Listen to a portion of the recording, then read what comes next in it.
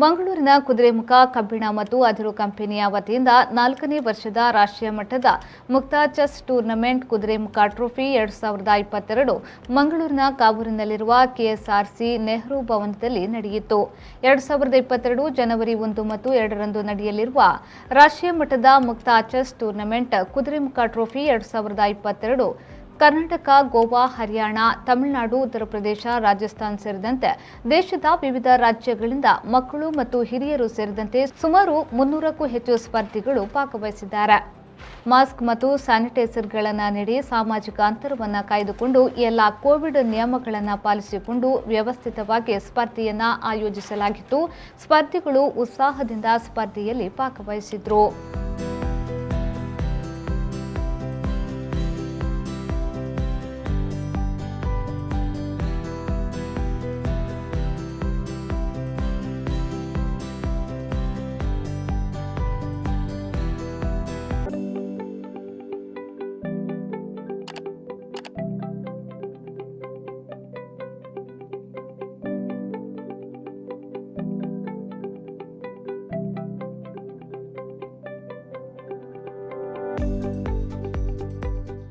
Pavan ಕಾಚಮಡ್ಕ, ವಿ4 news, Mangaluru.